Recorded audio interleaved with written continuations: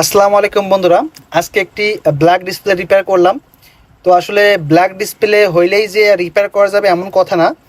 তো এটা হচ্ছে আপনার ডিসপ্লে ভেদে বা কাজ ভেদে হয় এগুলা। যেমন হচ্ছে আপনার ডিসপ্লে আঠা উঠে গেছে, পড়ে গিয়ে রেবন কেটে গেছে বা ছিঁড়ে গেছে, সেই ক্ষেত্রে ডিসপ্লেগুলো রিপেয়ার করা সম্ভব হয়।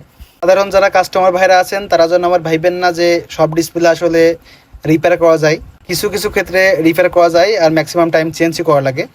আজকে একটা ভাই আসছিল এই ফোনের ডিসপ্লেটা চেঞ্জ করার জন্য। ফোনের মডেল হচ্ছে পোকো C3। ডিসপ্লেটা আমার কাছে ছিল, তো ভাইয়া বললো ডিসপ্লেটা লাগাই দেন। তো আমি ফোনটা হাতে নেওয়ার পরে দেখি যে ডিসপ্লে আঠা সম্পূর্ণ উঠা।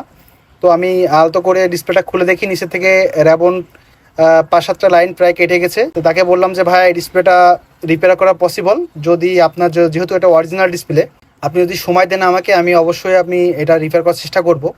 আপনার খরচের মাত্রাও কমে আসবে, প্লাস আপনার অরিজিনাল ডিসপ্লেও থাকবে। সে আসছিল এই ফোনের ডিসপ্লেটা আসলে চেঞ্জ করার উদ্দেশ্য করে।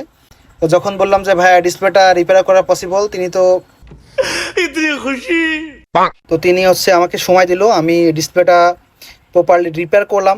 করার পরে ইনশাল্লাহ কাজটা সাকসেস হয়েছে। তো সব ক্ষেত্রে আসলে ডিসপ্লে রিপেয়ার করা যায় এমন না। অনেকেই সাধারণ কাস্টমার আছেন যে ডিসপ্লে কালো হয়ে গেছে বা ব্ল্যাক হয়ে গেছে, আপনারা এসে বললেন যে ভাই ডিসপ্লে ঠিক করে দেন, এটা কখনো সম্ভব না।